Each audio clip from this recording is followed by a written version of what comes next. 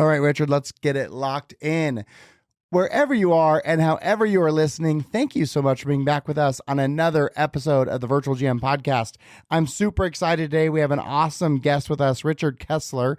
And today we're going to have a fun episode where we talk about how to build and scale a hospitality brand that maintains unique and individual property identities. So, Richard, thank you so much for joining us all the way from Savannah, Georgia. Well, thank you. It's a beautiful day here in Savannah. It's a beautiful day here in Southern Utah as well. For all of our listeners, we operate on EOS, so we're going to get started with a segue. And so my personal best, I just got back from the Northeast. I was in Norfolk, Virginia this week doing some talks for Winning the Moment, some executive coaching with Vistage, and it was really great. I had 3 awesome meetings. And then for work, it was actually just the time zone change. So because I was on the East Coast, by the time I would do my talks in the morning from 9 to noon. So by the time the talks were over, it was only 10 o'clock in St. George. So I was able to still have a full work day and make all of my meetings that were happening back home. So that worked out super nicely for me. Richard, what about for you? What's been going on in your world these last little bit? Well, we're having a variety of meetings, getting ready for the new year. Yeah. And so we obviously wrapping up budgets. And later today, I'm going to be going through the capital budget for one of our largest projects at Plant Riverside here in Savannah. In addition to that, we're dealing with the unfortunate storm that came through Asheville, North Carolina. Oh, yeah. Out all the ground floor of our beautiful Grand Bohemian in Asheville. We had 10 feet of water in the lobby. Oh, my goodness. We had a beautiful grand piano, broke it in half and sent half of it across the street in the front door of a McDonald's restaurant. Oh my goodness. How those kind of things just pop up and that require some focus and time. I'm curious, how has the insurance been with you on that? So far, so good. We have a good insurance company and it's working well. And hopefully we'll have enough proceeds in that to cover most of the cost. Oh, that's great to hear. We had one of our buildings, we had a pipe burst underground. And so it flooded like the underground. You couldn't see it. And one of our buildings sank 1.5 feet in our main lobby building. And so the insurance said, close all your rooms, like don't sell them. Well, the insurance will cover like the loss of revenue. And then we'll also cover all the expenses of correcting it. Only to then after like fighting with them for 1.5 years for them to say, oh no, yeah, it's actually not covered. Yep. Okay. Insurance can be a real nightmare. Okay, so what about personal? What do you got going on personally? What was some good that happened for you personally? Personally, I'm doing some fun things. Obviously, Thanksgiving's coming up, and this week's coming up. It's going to be a special weekend. I'm going to spend the weekend out at my hunting lodge and fishing lodge in north of Savannah, and my 3 grandsons that are twins that are 15 and the young one is 14. We're going to spend that time shooting clays and maybe doing a little deer hunting and a little bit of fishing and cooking some good food. And just spending time with them is always a treat. Yeah, sounds awesome. So, Richard, what is your title? What is it that you do? I know we're going to talk about building a brand, but what's your backstory? Well, the backstory of my title is Chairman, CEO of the Kessler Enterprise. And under that, we have various companies. And one of those, obviously, is about the Kessler Collection. And in that collection, we have the Grand Bohemian Hotels. And that's where the big focus has been. And that's where it's going to be as we go forward. And so how many Grand Bohemia hotels are there? Well, we have 11 properties in total, but that includes a JW Hotel and the rest of them are, we have Casa, which has not yet been converted into a Grand Bohemian. All the rest are Grand Bohemian hotels. Okay, and are those primarily on the East Coast where you're at, or are they kind of spread out all over? No, they primarily on the East Coast. Okay. Yes. Very cool. So when you talk about building a brand that lasts, what do you think are some of the main components that go into that? Well, the first thing is hospitality is all about people, and that's where we put a lot of focus and energy in the hotel industry and the restaurant business. That is it's a tough business in that there's a lot of movement with employees coming and going. We call our people grand performers because we consider ourselves in the entertainment business, and that's where everything we do is we look at it through those lens of being an entertainment company. But it's a moving industry, as you know, and if you look at the turnover in this industry, it's pretty high compared to other industries, but it's just the nature of our industry to a great extent. But it's so at the end of the day, though, it's so important to create as much stability as possible so you can keep a consistent mode of operation in certain feelings in the business, and so they project it to the customers. So I think that is a key thing. So you have to start with your people and working with them to understand what your mission is, understand how we're to work and interface with our guests. All those things are extremely important. So that's where you start. And then from there, you think about facilities. And what we try to do is create very unique facilities, things that are architecturally beautiful, things that have a comforting feel when you walk in the lobby, and it's full of art and music. And we say that our desire, one of our missions, is for all of our guests to leave better than when they came. And what we mean by that is we build threads of education and learning through everything we do in our projects. And so we think that separates us from most of the people in this industry today. The other thing we do to extreme is detail, is that when people come into a Kessler property, they know it's a Kessler property because of the detail that we go to and the feeling of the property. So those are characteristics, first of all, that I think are extremely important if you're going to be independents in this business. And by being independents, it gives you a lot of flexibility, really. You don't have to abide by a set of rules or whatever that's a big company puts out that may or may not be applicable to your immediate area or your locale. So I think it's really a pleasure to have independent hotels. And at the same time, obviously, you have to then compete with the marketing power and strength of the big brands. But I think it depends on the location as to what is the best fit for everyone. And but before the Autograph was created, which we were the founding group for Marriott, is before that all of our properties were independent, and we were number one in every market we were in. I was going to ask if you guys had done the soft flag. So your properties are Autograph properties now? They are now, yeah. Yes. And but as we go forward, we're looking at some of the ones we'll do will be independent going forward. Okay. Depends on the location.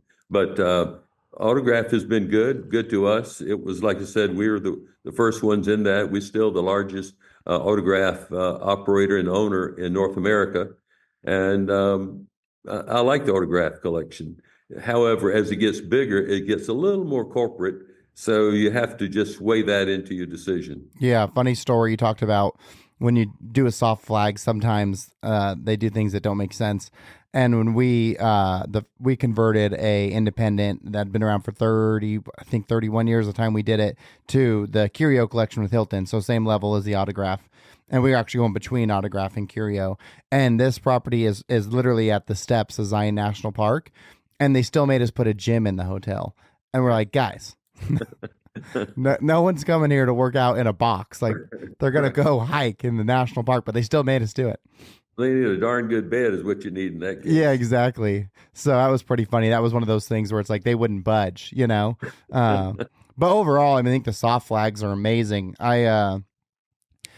Being that we work with Hiltons, I get the luxury of having those discounted rates to travel and being able to see all the different soft flags that are out there. I think it's really cool to see what the independent, like everyone who led that charge, very similar to yourself, you guys created this whole new segment because the brands realize this is what people want. Like when you want to travel and you're looking for unique, and you're already hitting all the points that make it special, you know, the detail, it being unique, having the property be the destination.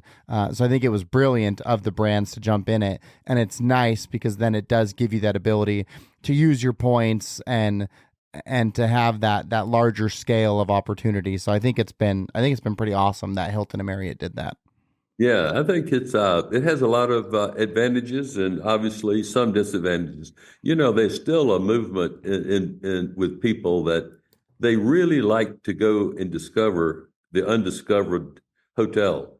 And Oh yeah, if you're into big brands, it tends to say you've already been discovered.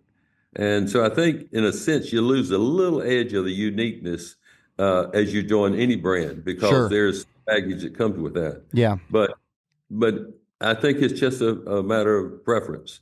But there's a lot of advantages in both ways, and I think it What's the average key count for your guys' properties? depends on your own personality and how close you want to be to the operation of it. How much Oh, they go from 50 rooms, which is in Charleston, South Carolina, which is the maximum you could build in the historic district, up to 419-room JW Hotel here in Savannah, Georgia. The Grand Bohemians generally run anywhere from 100 to 250 rooms. Wow, that was amazing that you're running 100 to 250 room Independence, because I feel like Independence for the most part on the smaller size. It's a big investment to build a 150 room property without the backing of knowing you can't just turn a light switch on and have a bunch of guests come to it. Yeah, it's maybe everybody loses a night or two sleep on that, but if you do your market study ahead and really understand the market you're working in, I think you can pretty much anticipate what's going to happen the first year. And when all of our properties were independents, I mean, we really didn't have any problem with that. It was we performed well. Occupancies were the mid to high 70s and 80s in many cases. So it just depends on the location. We say we like to be where people want to be, not where they have to be. If you I get like into that. markets where people say have to be, it tends to be more of a commodity hotel. Yeah, And no matter what you build there, you're still seen as a hotel that has to compete with commodity hotels, which means you're finding yourself competing with rate instead of competing with on the experience itself.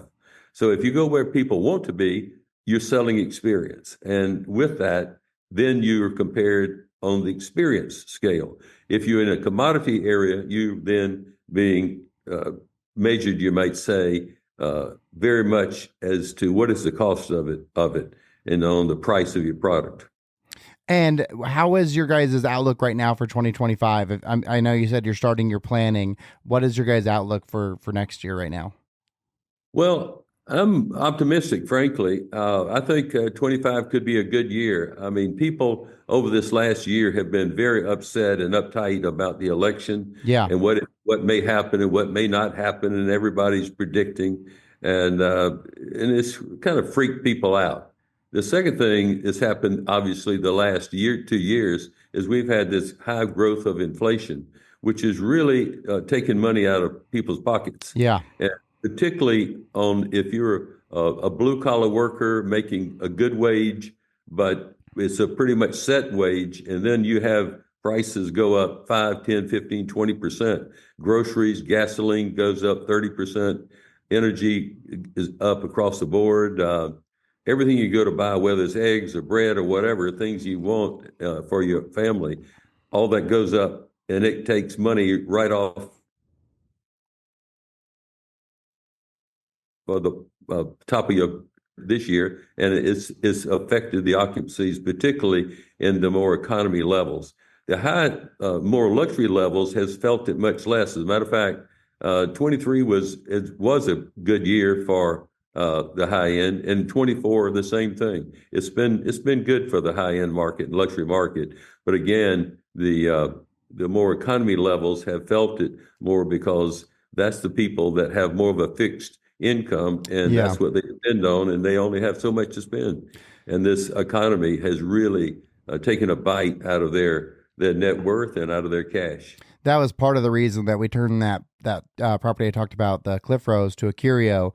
Is my belief was if we do have an economic downturn, the higher end properties are impacted less because the higher earning income earners are less impacted by those changes, unlike the middle That's right. class where they're severely impacted by it. So, Exactly right. have you Yeah. guys started to see international travel coming back to your properties? It's hard to tell. I haven't seen it. It hasn't been very visible, but I'm sure that's beginning to happen. But people have really enjoyed Europe for the last 2 years, and there's a lot to enjoy in Europe, but it's a lot to enjoy in America too. Yeah, And obviously uh, they've done the European thing, hopefully, over the last 2 years, and in 25, and I think we'll see more of those people back into America in our resorts. And do you have a resort I'm sure you love them all, but is there one that's got a special place in your heart? And which one is that? Well, I'm going to answer you like Marilyn Monroe was once asked, who was her favorite husband? She thought a minute. The last one. So, so to be politically correct, I'll have to say the last one is my favorite. And the last one was one we did in Greenville, South Carolina. And I will have to say it is a lot of people's favorite because it was built like the 1920s lodge. It's about 190 rooms. It's beautiful. It's very unique. It is built around the Native American culture because the Native Americans actually lived on that site because it's right on a river that runs right through the center of the town of Greenville, South Carolina. And they have waterfalls on two sides of us. Wow. And it just makes it a beautiful place. And it's in a park. So this hotel is sitting in a park on waterfalls, built like a 1920s lodge with a Native American and nature theme to it. And it has been a hit. I mean, it's the number one performing property in the Greenville market. And it's a reason for it. It's truly a superior product, and people are discovering it more every day. Sounds amazing. I'm going to have to try and get a Vistage talk out in Greenville so I can come stay at it. Well, it's a place you want to come stay at. I've never heard of anybody complain or question that one at all. And the food is excellent. We have a bourbon bar. We have an outdoor stone patio right down near the river. It's just so many aspects of that one that's made it a superb property. I can't wait to jump online and check it out. What about your start in hospitality? How did you get started in the industry? Well, I'm an engineer by education, operations research at Georgia Tech, got a bachelor's and master's degree, but I never really wanted to be an engineer. I wanted just to prove to Georgia Tech I could conquer Georgia Tech. So. So to some degree I did, and I walked away very pleased about that. But I wanted to be a real estate developer, and I joined a fellow named Cecil Day, and I anticipated we were going to be building apartments because that was his background, apartment ownership and development and operations. Instead, he took a trip with his family out west and came back, and I went to my office one morning, Monday morning, and there was a 2-page handwritten yellow sheets written in pencil by Cecil, and it talked about a company called Days Ends of America. And he laid it out and what he would like to do and the vision for it. And he came by my office a little while later and he said, come, let's sit down and talk about what I left on your desk. And we did. And he said, you think we can accomplish all that? And I said, sure, I do. After dealing what I did of getting out of Georgia Tech and writing a thesis and all the things I did, I didn't think anything was impossible after that. So, and the people that go to Georgia Tech, they know what I'm talking about.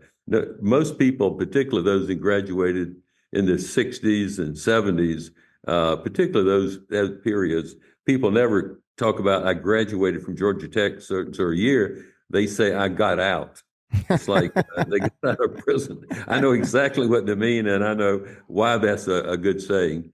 But so I joined Cecil, and so I said, yes, we can do this. And so we started rounding up the people in the office and talking about it.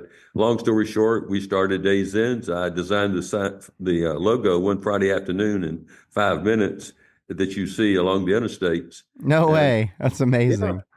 But I had one course in marketing at Georgia Tech, but that was enough to talk about the importance of a logo, and learning the shape of it is extremely important of any logo. So anyway, we did, and then I headed up all of the development for a 2-year program. Then I started moving out to different cities like Orlando and others, and developed companies that he and I owned together. And through those companies, we built Days Ends, and then leased them to our operating company.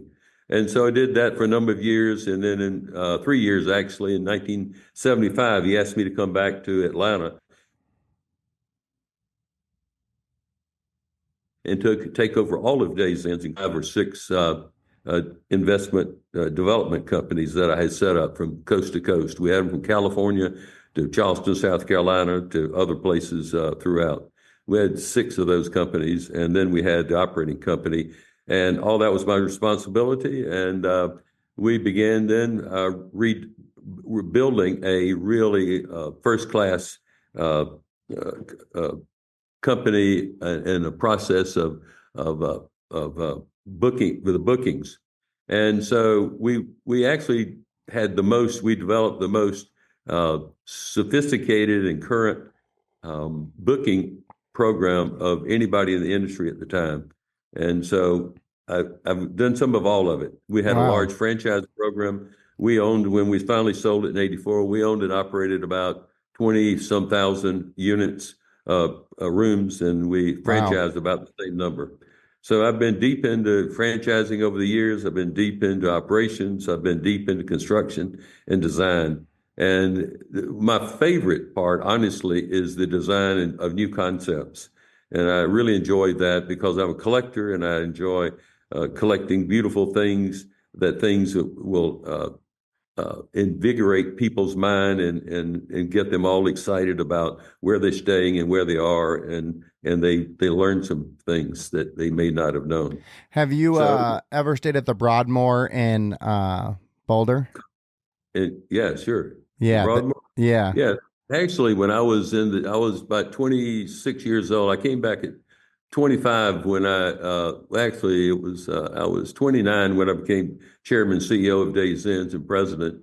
And back in 1976, 77, um, the industry had a group, and this group was the leaders of most of the big companies, all of the big companies actually. And I'll never forget, we had one of our big meetings in Colorado at the hotel, and it was fantastic. It was a white glove service, and it was a 7-course meal, and everybody was really dressed to the T, and it was a wonderful occasion. I've been back many times since the '70s, and that place has totally changed.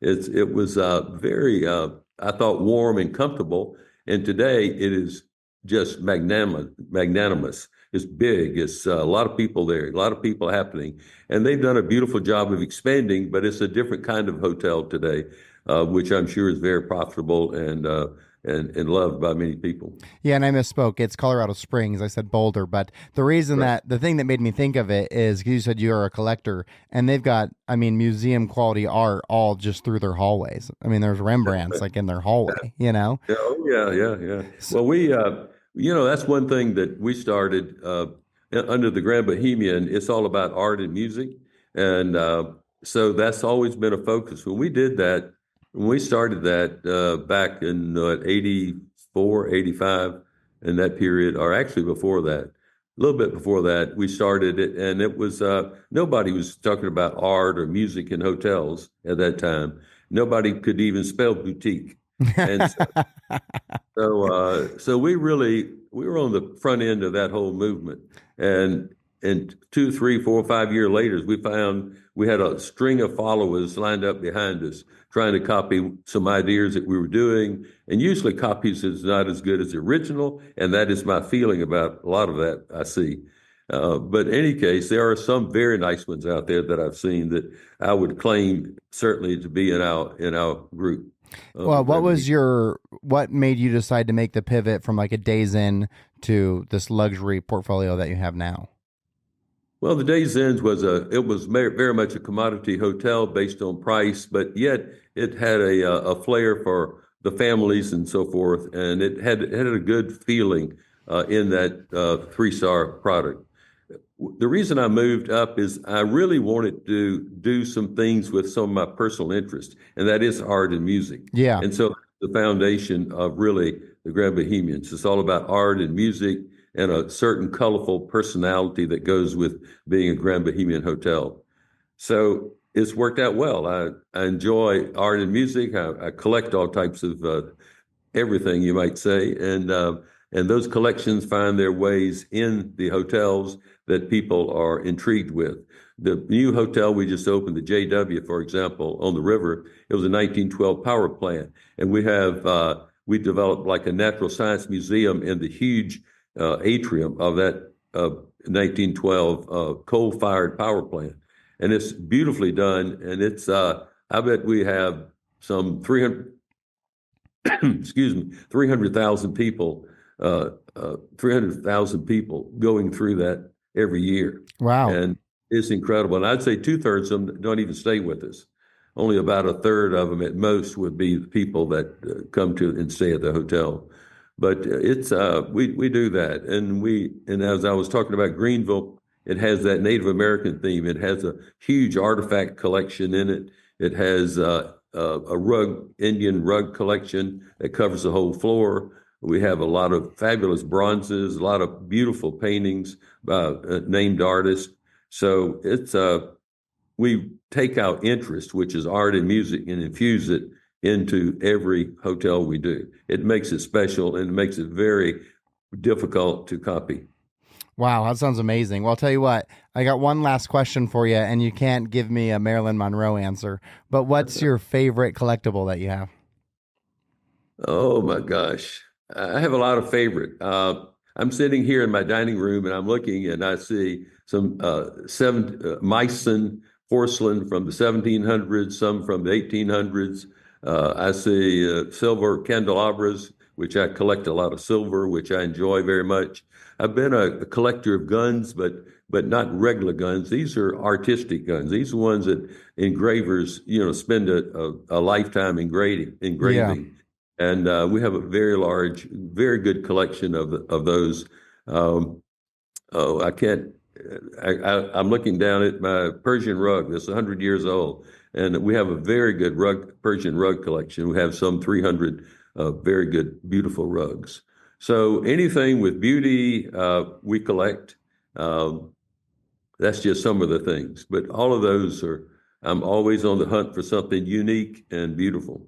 Well, Richard, it's been a fascinating conversation. In fact, I'm going to have to reach out to your agent and see if we can get you on Winning the Moment, because 25 minutes wasn't enough. I got to get 60 minutes with you. I feel like we haven't even cracked the shell of all the stories that you've gotten. So I'd love to get you on the other one too and dive deeper into it. But I want to make sure that people listening can go see all these amazing properties you were talking about. Do you guys have a website where it shows your whole portfolio? Yes, just go look for the Kessler Collection. Kessler Collection. Kessler Collection. You'll find the Grand Bohemians, and you'll find the Casa, and you'll even find the JWs in that collection. Okay, well, I will be sure to put that link down in the show notes so people can find that. Richard, thank you so much for taking some time out of your day